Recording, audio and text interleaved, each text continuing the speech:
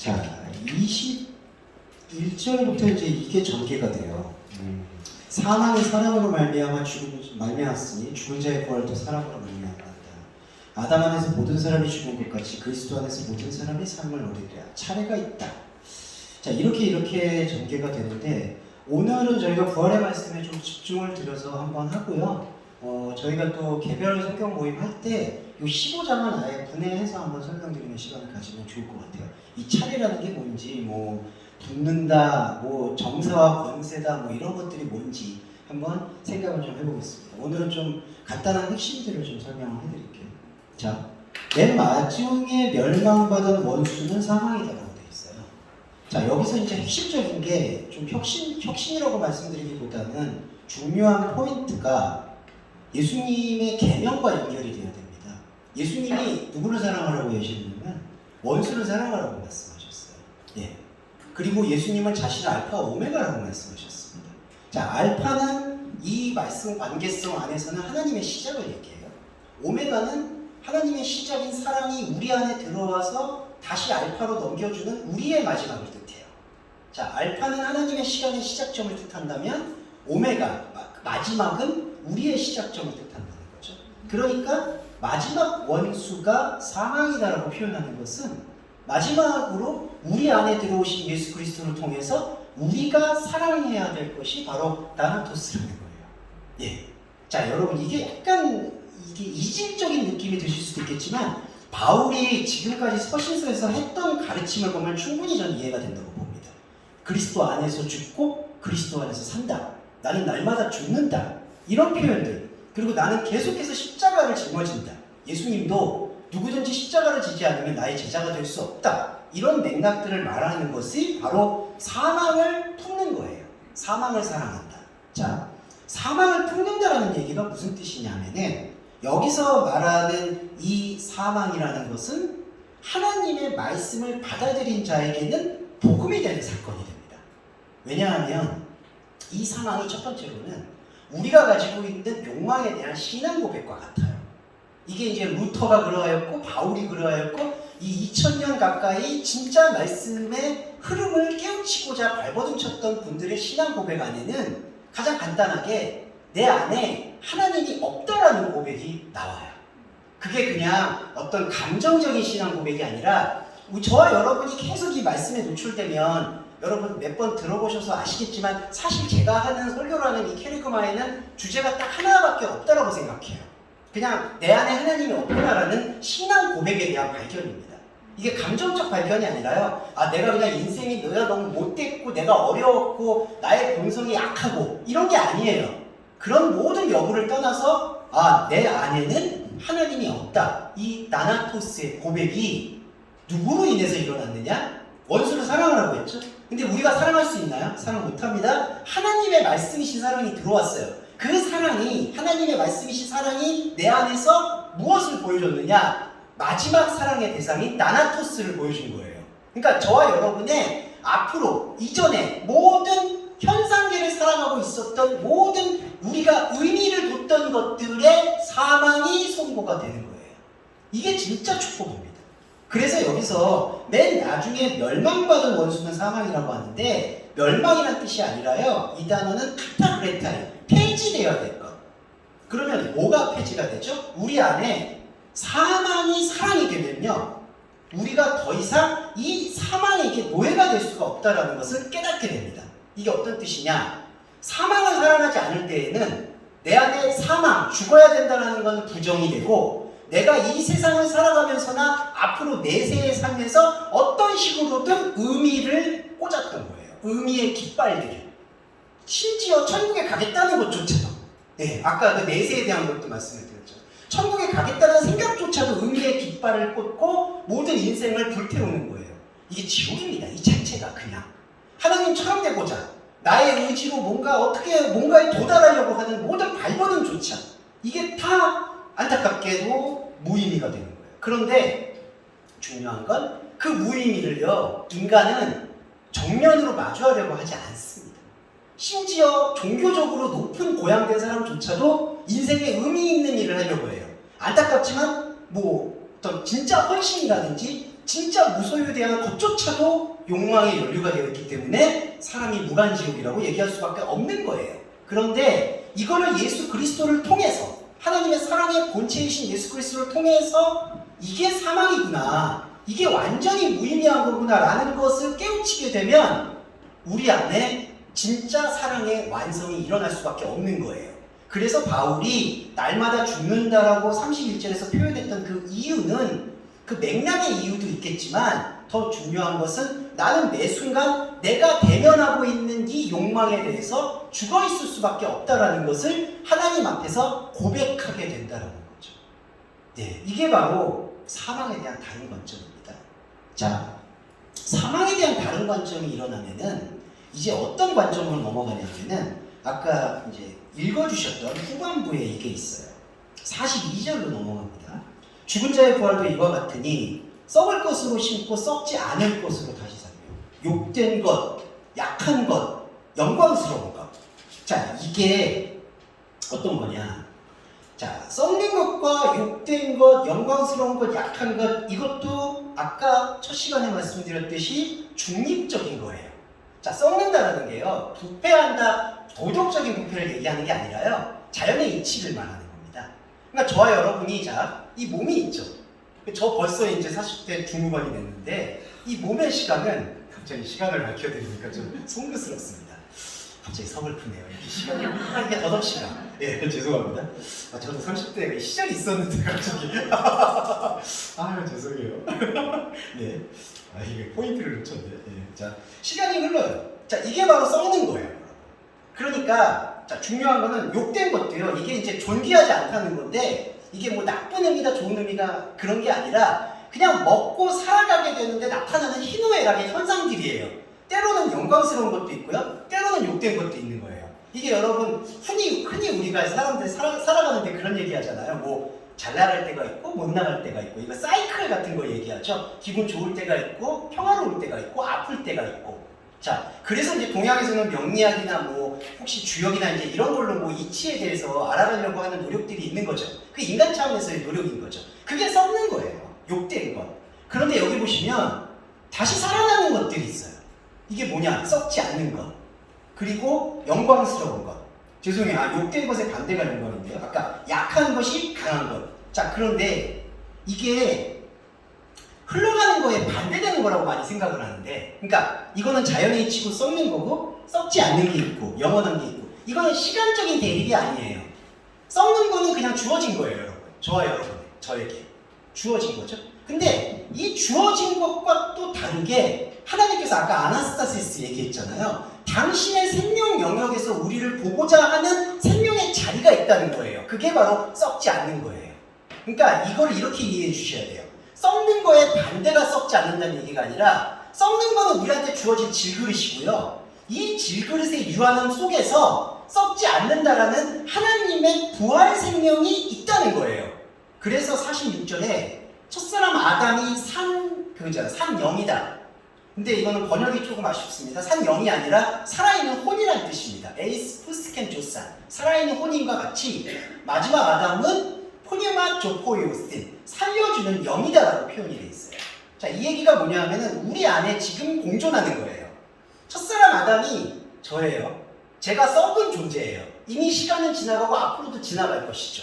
그리고 계속해서 뭔가 욕되고 희노애락을 느끼면서 살아갑니다, 내가. 이게 난데, 이 나하고의 이 시간 속에서 하나님의 시간이신 살려주는 시간인 말씀이 들어와서 그 말씀의 생명 자리를 우리한테 마련해 주는 거예요. 자, 그럴 때 이게 조금 어려운데, 그럼 우리의 이 썩는 거는 그럼 뭡니까? 여기서 보시면 먼저는 영적인 자가 아니에요. 먼저는 육이 있는 자요. 그 다음에 영적인 자다. 첫사람은 흙에서 났다. 먼지라는 단어입니다. 하늘에 속한 자는 하늘에 속한 자와 같다. 이게 뭐냐? 우리가 살고 있는 이 삶이 유한하잖아요. 연약하잖아요. 이 연약함을 통해서 무한한 것을 배우는 거예요. 그러니까 이게 현상계를 현상계의 교훈으로 배우는 게 아니라 완전히 차원이 다른 걸 배우는 거예요.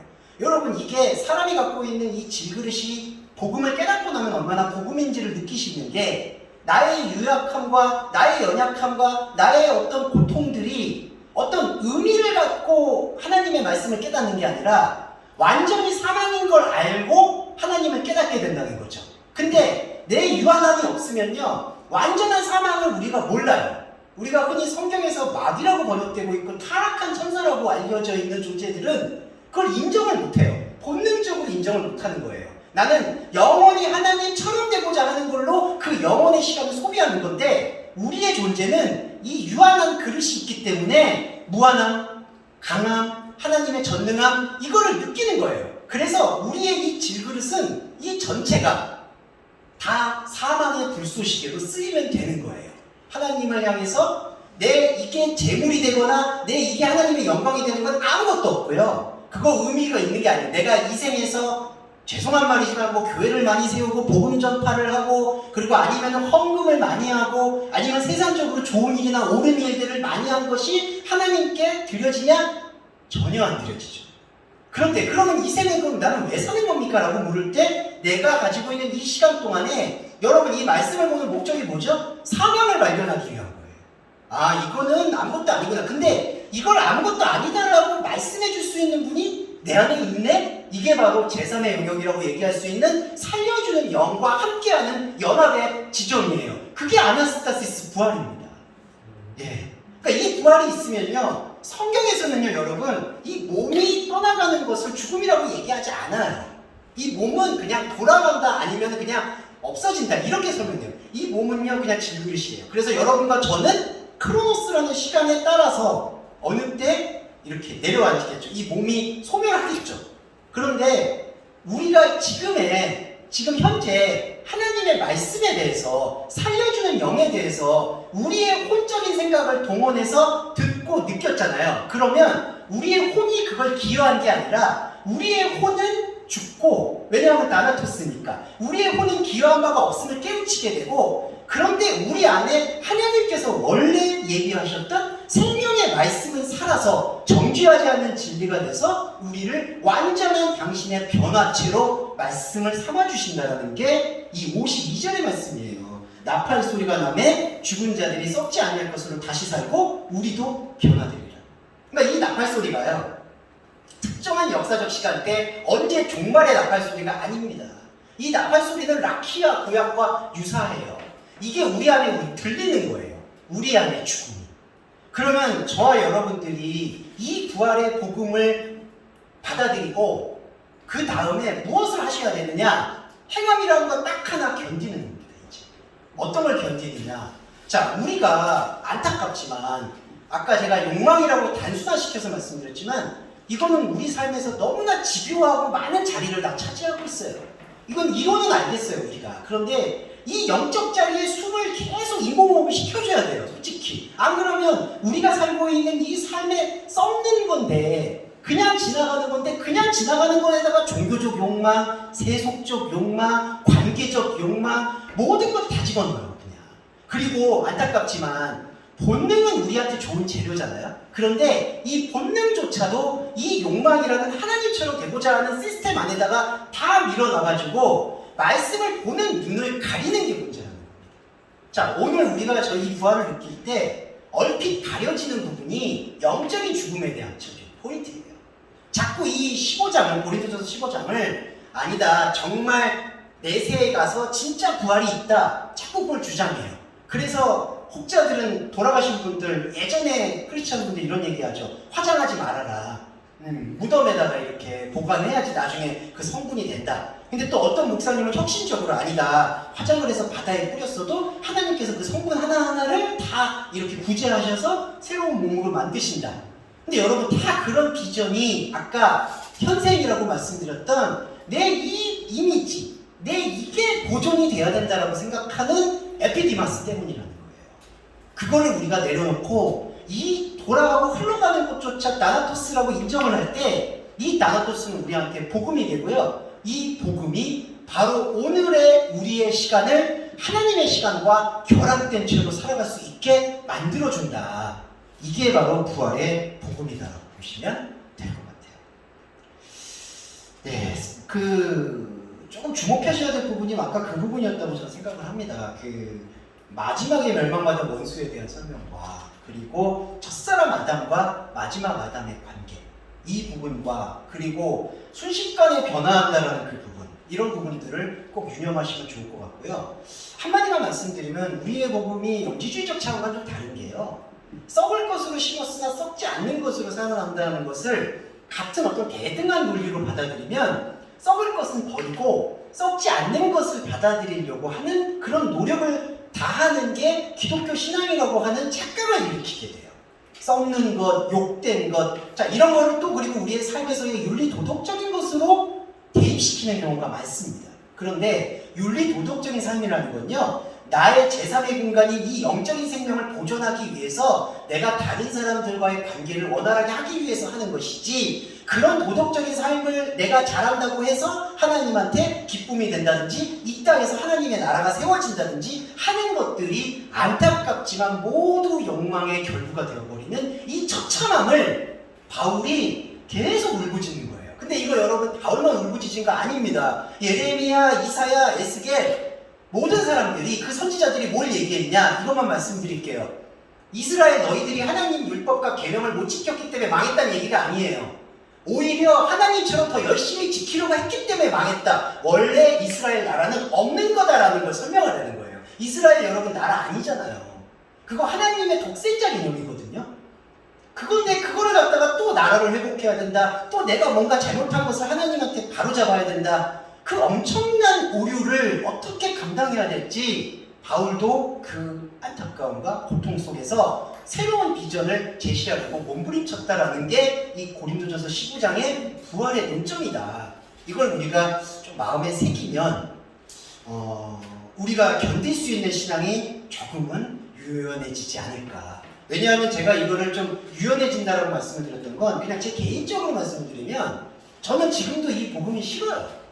싫다고 말씀드리는 건 솔직한 고백이에요. 왜냐하면 저도 나름 일을 많이 하는데 이게 뭐 아무것도 아니래. 그러니까 제가 제 입으로 지금 그걸 고백하고 있으니까. 그리고 사람의 충동이라는 게, 이게 중요한 게요, 사람의 선악과적 충동은 이게 아무것도 아니라고 생각하면 살고 싶지가 않아져요. 네. 근데 이 바울이 주장하는 건 살아야 된다. 그래도 그냥 살려가 그런 얘기가 아니라 이 살려주는 영의 자리 있잖아요. 이 부활의 자리. 이걸 봐야 된다. 그래서 주어진 시간에 견뎌야 된다라고 말씀하는 거예요. 그게 예수님이 마태복음 24장에서 끝까지 견디는 자라고 표현한 거예요. 이게 그냥 뭐 시간을 막 앞다구리로 견디는 게 아니라 이 말씀의 부활을 계속해서 하나님의 말씀을 상고하면서 발견하고 내 안에서 그 진짜 기쁨을 발견하는 상태. 희노애락의 기쁨만을 뛰어넘어서 진짜 말씀이 들어올 때 저와 여러분에게도 분명히 그 영적인 체험은 저는 있다고 확신해요. 말씀이 여러분을 완전히 이렇게 장악할 때, 압도될 때, 바울이 말하는 삼칠초과 같은 순간이 여러분에게 그 사랑이 여러분을 끊어놓을 수가 없어요. 핑계댈 수가 없습니다. 그래서 저 역시도 고린도서 15장은 싫어요. 그런데 이 싫은 부분 안에서 싫은 것과 무관하게 얘기될 수밖에 없는 그 부활의 고백 앞에서는 우리가 꼭 중심을 잡아야 된다. 그 생각을 말씀드리고 싶었습니다. 예, 싫었다고 해서 오해하지 마시고요. 저는 부활을 감사하게 생각하기 때문에 예, 그거는 오해하지 않으셨으면 좋겠습니다. 네, 그래서 오늘은 이렇게 부활의 두 가지 이야기에 대해서 마무리를 좀 할 것 같고요. 네, 그래서 이제 마무리하고 기도와 주기도는 이렇게 비디오가 끝나면 하도록 하겠습니다. 네, 목사님.